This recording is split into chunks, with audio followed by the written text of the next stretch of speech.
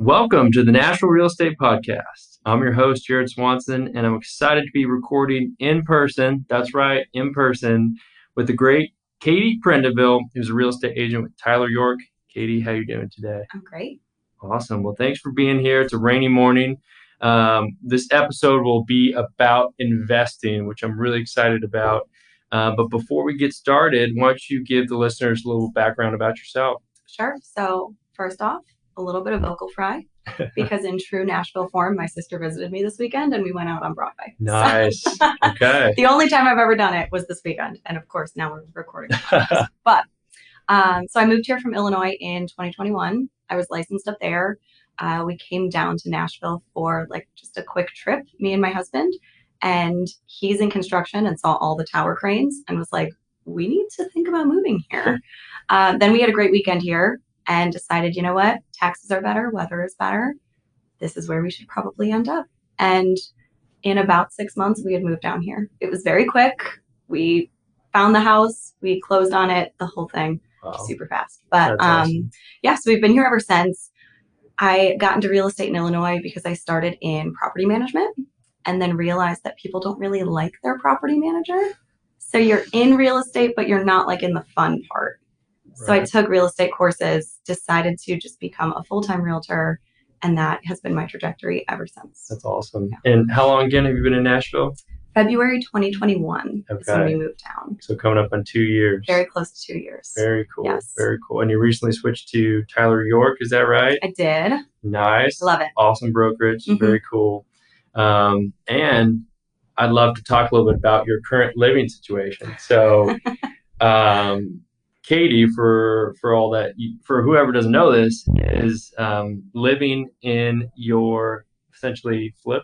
Yeah. Okay. Yeah. This is our first property that we decided to strategically flip. So our house in Illinois, it could use updates. Mhm. So we kind of did that, but it was never viewed as this will be a flip. We're going to try to make money off of this.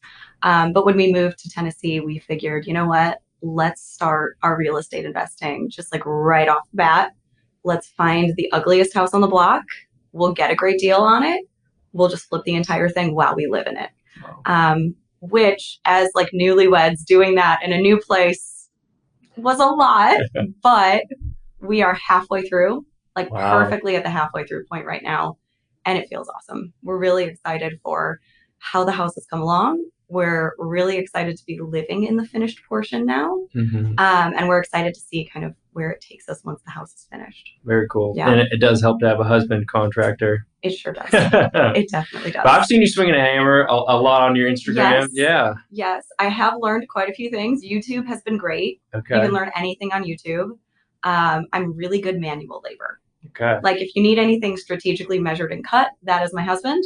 But if you're like, hey, break down this wall or tear out this bathroom or repaint this, I am your manual labor.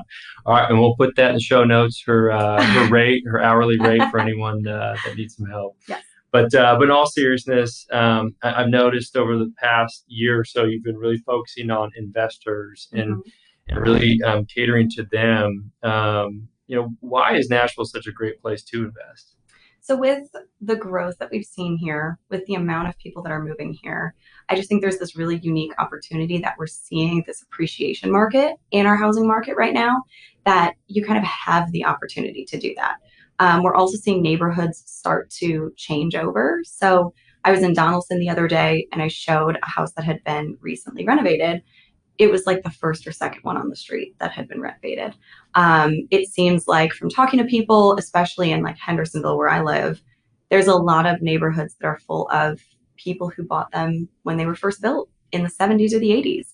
And now their kids are grown. They don't need that big house anymore. They want to retire somewhere, not have as much yard. So they're then selling them. So it leaves you this opportunity of okay, you have this house with great bones that these people loved it for 30 years. They took great care of it.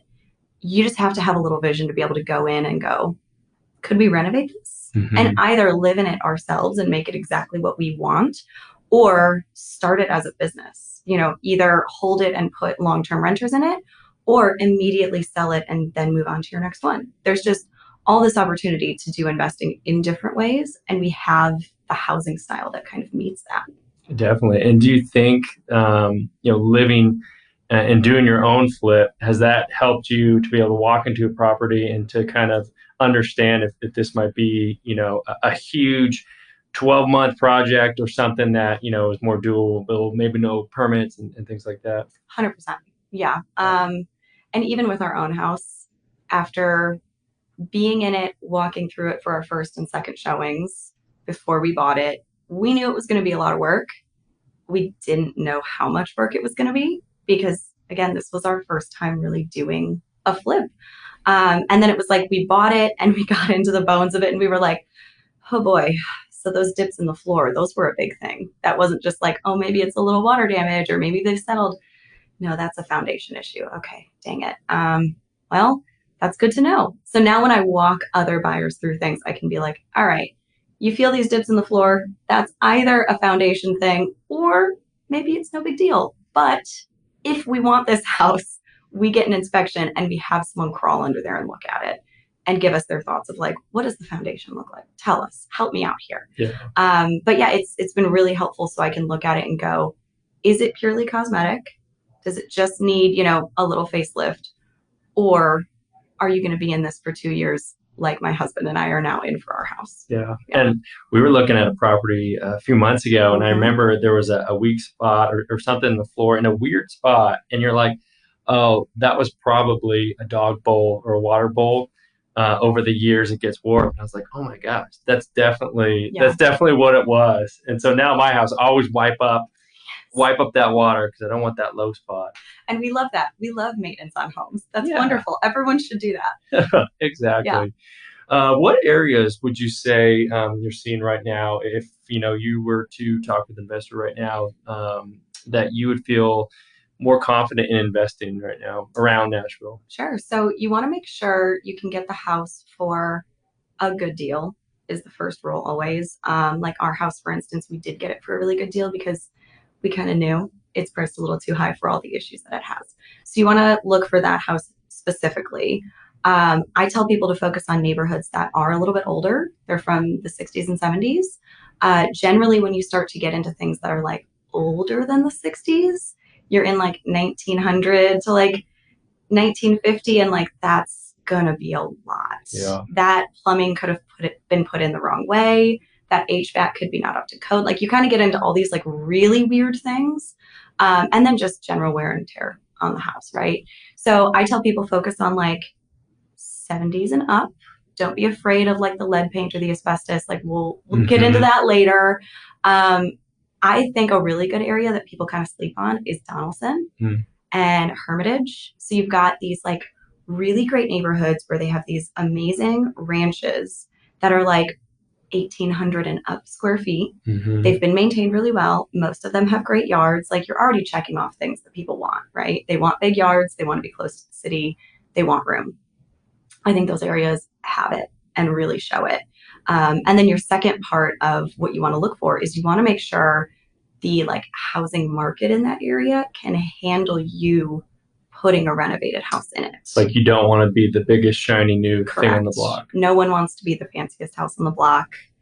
If you're going to live there and hold it for a period, it's okay. Everyone else will catch up to you. If your plan is, I'm going to renovate this and immediately sell it, you might have some trouble comping out. Sure. People don't want to be the first one to be the most expensive. But we are starting to see that happen in Donelson, in Hermitage. Madison, I think, is going to be a good one just because it's so close to the city.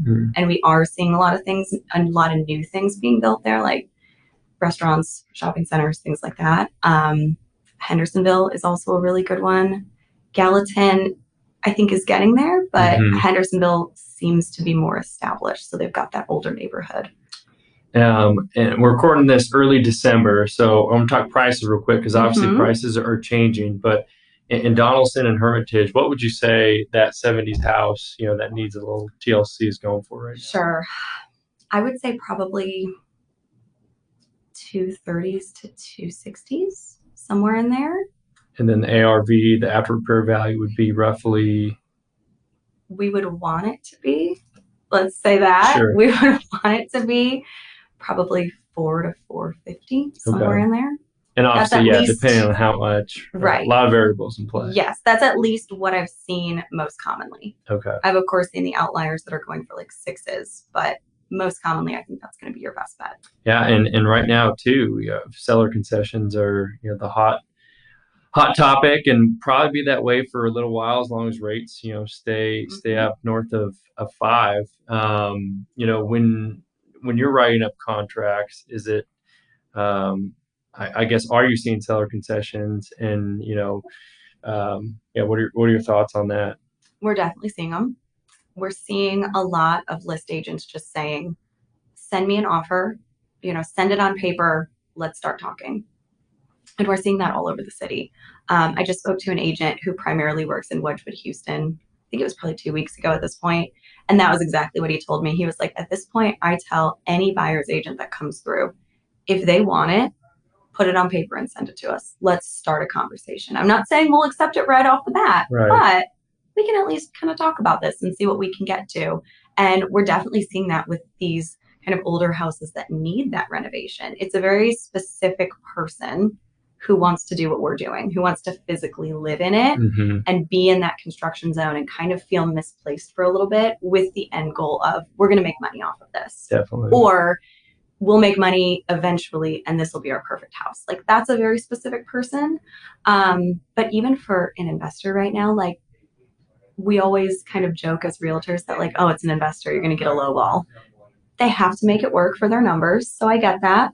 And right now we're hearing, just send me an offer. Yeah. So that's actually really nice compared to 6 months ago, when it was like, ugh, if you're not going at least 10 grand over asking, they're not even going to look at you. You're going to get a sassy text back from that list agent like, are you serious? Yeah. So I really like it. I like that we're seeing this shift in the market. That might be an unpopular opinion, but it had to happen. Yeah. We had to course correct. Right. And who knows how long this course correction will last too, because we're in the normal cycle. Winter obviously gets a little slower with home sales, and interest rates being up really high. That definitely changes things big time. And so I do think personally that there's a small window, and I could be wrong, but I do think once we get into April, May, and if rates are hovering in that 5 to 6, we'll still see some competition coming back into the market for the people that did miss out. And there's, I'm on the mortgage side of things, so we have ways to help you lower your interest rate temporarily. So there's ways to get people back into this. That's my personal opinion on kind of the timing. What do you think about kind of the next 3 to 6 months? I agree. I think a lot of the people that got stuck in bidding wars last year and just got tired of it, because it's trying emotionally on a buyer to continuously fall in love with a house and put in your best offer and just get told no. Like, it's a very emotional thing, and the burnout is real. So I think all the buyers that were hanging around and got burned out by that process are going to look at it in the springtime and go, you know what?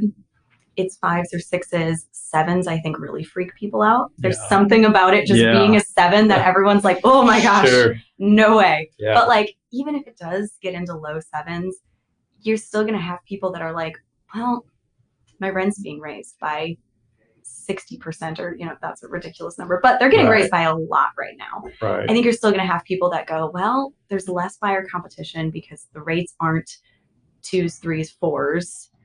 My rent is getting raised. I would really like something still. Yeah. And they're going to jump back in. Yeah. So I think we'll start to see more and more of that. Definitely. And as an investor too, I feel like sometimes, and I personally could get stuck on cash flow, monthly cash flow. It needs to have, this amount, $500,000 a month. And that's just not going to happen if you have a mortgage right now with the rates. But if it's getting close to paying for your mortgage and your insurance and taxes and all that stuff, I believe in Nashville and the long-term growth with it. And so I would just say to anyone listening that's kind of on the fence about investment, I still think, if you kind of come in the right mindset, there's definitely a lot of good deals to be had right now. And sure, cash flow is nice, but it's not everything. Yeah. And it's a little bit like kind of off the wall that you have that thought process, but we kind of have that too. My husband and I, we recently listened to a podcast. I wish I could remember who it was, but he was basically saying like, oh, I never sell anything. I could be $100 negative every month on that house, and I will keep it because it's adding to my portfolio. So like his long game is how much can I acquire? Yeah. How much can I keep? And then what can I use and borrow against that? And then what can I get when I borrow against it? Right. So it's this really interesting dichotomy of, it used to be like, unless you're making, X amount off the house, don't do it. It's a bad deal. If it doesn't follow the 1% rule or the 70% rule, like don't do it. You're going to be upside down. And now we're hearing these people come out and go, it's a long game, guys. Yeah. I have 40 properties. 3 of them, make me great money that follow the rules. Most of them make me okay-ish money according to the rules, but some of them are losing money, and I'm going to keep it because here's what I did when I kept it, and I used that money smart. Yeah. And we're not tax pros by any means, but there's great tax advantages of owning real estate, depreciation and all that. So it really, even if you're losing a couple $100 a month on that, you probably are netting out still positive with all the tax benefits from it. But like I said, disclaimer, not tax pro. So talk to your local tax professional. Yes. Well, awesome. Well, as we wrap this up, I just wanted to just kind of ask you a little bit about shifting gears a little bit, about how you plan your social media content.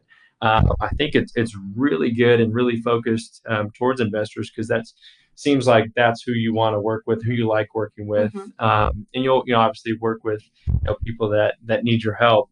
But can you just give us a little insight on how you plan your content and where you get your ideas from? Yeah. So my husband was the one who had the investment inception idea.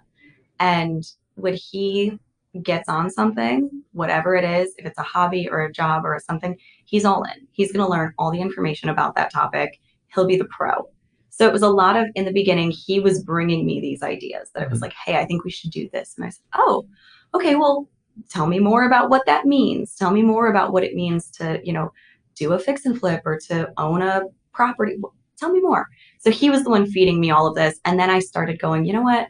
I'm going to figure this out for myself. I want to give him my ideas and my thoughts. So I started looking into YouTube videos, podcasts, different things to try to learn about investing. And I kept finding that a lot of them are very high level. And they would say, here's how I bought my first 50 properties without putting any of my own money down. Right. And then they don't actually tell you how they did that. Yeah. Or it's like, well, my dad gave me $2.3 million. And I'm like, my dad can't do that. Right. So what do I do? Right. So I noticed there was this like missing piece of content of like, no, I'm a normal person who doesn't know what that acronym means, but you keep using it. Yeah. And no one's telling me what that means. So I wanted to give people this outlet of like, I'm interested in this. I think this is interesting. I want to invest in our future and do a little more than just, regular retirement or what it might be, but I don't know how. So I wanted it to be like any person could put on one of my things and go, oh, well, now I think I understand what a short-term rental is. Or like, oh, now I understand what that means. This is cool. Oh, equity is that. Awesome. So that was kind of the inception idea. Was I noticed a need, so I figured I would fill it since I was actively finding that information. And then when I'm planning it out, it just kind of becomes, what questions do I have? Or what questions did I have? Yeah. And how do I wish someone had answered them? What are the simplest terms to give someone this knowledge so that they can break it down for themselves and then have the right words to Google and find out more? Or contact me and go, hey, I want a little more information on this. How do I do that? Yeah. It at least kind of sparks it and doesn't make people feel paralyzed and overwhelmed. Yeah. Because that was how I felt looking into the content that I was finding. Yeah. So that was kind of the whole goal, was like, I just want to teach people. Whether you want to do this like my husband and I, and this is going to be our retirement plan, or you just want to make sure your house is a good investment for you and your family. I think there's a really good piece of it that like, we're all kind of missing how to do it. Yeah. So if I can step into that role, I'm happy to do that. Yeah. And it's probably one thing cool about Instagram is the data you get from it too. So I'm sure if you see a lot of saves on one video, that's probably okay. Like, let's do more of this style or whatever, Yep. So this is a good time to plug your Instagram. What is your Instagram handle? Yes, it is at Katie Buys and Sells. I like that. All right. We'll put that in the show notes. Is there anything else I should ask you that I didn't today? I don't think so. That felt great. Yeah, this is the first in-person recording that we're Yes. doing, everyone. We have a great sponsor in Foreman Watson Land Title as well in this new season, and so we're excited to bring more of these great interviews to y'all. And yeah, thank you, Katie, so much for being here. Yeah, thank you for having me. This is